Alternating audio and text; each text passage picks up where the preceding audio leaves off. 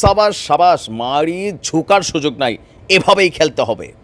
বাঘের ঘরে ঘোক ঢুকাই দিতে হবে।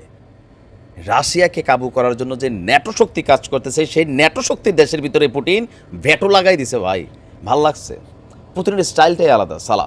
তবে আপনারা জানেন যে রাশিয়ার উপরে একটা বড় ধরনের কিন্তু অশনি সংকেত ঘোরাফেরা করতেছে। ভবিষ্যৎবাণী যদি সত্য হয়, আল্লাহ না করুক, সত্য আমিও চাই না, পুতিন এই বছর মারা যাবেন। আর ভারতীয় জ্যোতিষীর যে ভবিষ্যৎবাণী বা বাবা ভাঙার যে ভবিষ্যৎবাণী, পুতিনের মৃত্যুর পাশাপাশি 2024 সালে একটা বড় ধরনের যুদ্ধ ঘটবে। সব কিছু কিন্তু হিসাব নিকাশে মিলছে, পাশাপাশি আয়োজনটাও মিলছে। আর এই সকল কিছু দেখা রাশিয়ার সাথে যুদ্ধ লাগলে ন্যাটোর পরিস্থিতি কী হবে ন্যাটো ভালো করে জানে। বিশেষ করে ন্যাটোর মধ্যে যে দুর্বল রাষ্ট্রগুলো আছে, যারা সচেতন, যারা মনে করে আমি তোমার টিমের ভিতরে আছি কিন্তু তোমার গোলামি করার কারণ নাই, তোমার যার সাথে মন চায় তার সাথে ঝগড়া করো, কিন্তু তুমি ঝগড়া করবা আমার দেশের জনগণের টাকা আমি ট্যাক্স হিসাবে দেবো, অস্ত্র কেনার জন্য, মেশিন কেনার জন্য, আমি এটা দিতেও না। এমন একটা দেশের নাম হচ্ছে হাঙ্গেরি। এই প্রথম ন্যাটো অন্তর্ভুক্ত রাষ্ট্র হাঙ্গেরিতে এমন এক ঘটনা ঘটছে, যে এই ঘটনাটা রাতারাতি ছড়িয়ে পড়তে পারে আরও কিছু দেশে। রাশিয়ার সাথে চলমান উত্তেজনাকে কমানোর দাবিতে ন্যাটোভুক্ত দেশ হাঙ্গেরিতে লাখ লাখ মানুষ বিক্ষোভ সমাবেশ করছেন। ইউরোপীয় ইউনিয়ন বা ইইউর সঙ্গে রাশিয়ার যেই উত্তেজনা বাড়াচ্ছে, যে নীতিগুলো ফলো করতেছে, যে রাশিয়াতে হামলা চালানোর জন্য যুদ্ধ লাগলে লাগুক, জেলিরে উস্কাইতেছে, এগুলোর তীব্র বিরোধিতা করছেন বিক্ষোভকারীরা।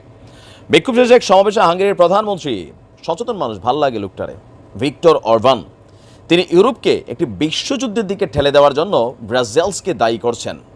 রাজধানী বুদাপেস্টে অনুষ্ঠিত সমাবেশে অংশগ্রহণকারীরা চেইন ব্রিজ থেকে শুরু করে দানিউব নদীর মার্গারেট দ্বীপ পর্যন্ত তাদের বিক্ষোভ শেষ করেন। বিক্ষোভকারীদের হাতে হাঙ্গেরির পতাকা শোভা পায়, তারা লিখেছে যুদ্ধ নয়, আমাদেরকে শান্তি দাও। এই স্লোগানে মুখরিত হয়েছে লাখো মানুষের কণ্ঠ, আর ভূকম্পিত হয়েছে ন্যাটোর যে তলা আছে সেটার মধ্যে। প্রধানমন্ত্রী অরবান বলছেন, শান্তির জন্য এর আগে কখনো এত বেশি মানুষকে একত্রিত হতে দেখা যায়নি। ইউরোপকে যুদ্ধে জড়ানোর জন্য তাড়াহুড়ো বন্ধ করতে হবে, কারণ এটি তার ধ্বংস ডেকে আনবে।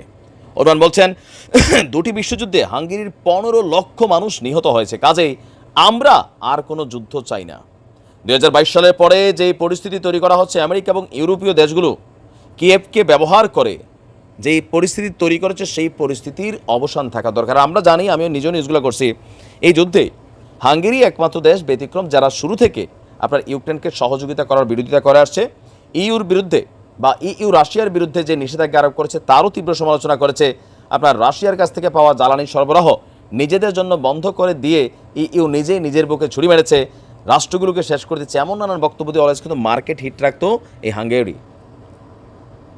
এই বার্তা ন্যাটো দেখছে, সারা বিশ্ব দেখছে। আজকে হাঙ্গেরি দিয়ে শুরু হয়েছে, কালকে অন্য দেশে শুরু হবে। এই রাষ্ট্র ক্ষমতায় থাকা রাজনৈতিক নেতাগুলোর এই ভোটে ফেল করানো হবে। ঋষি সুনাকের দল ইতিহাসে সবচেয়ে বড় ফেল করছে যুক্তরাজ্যে।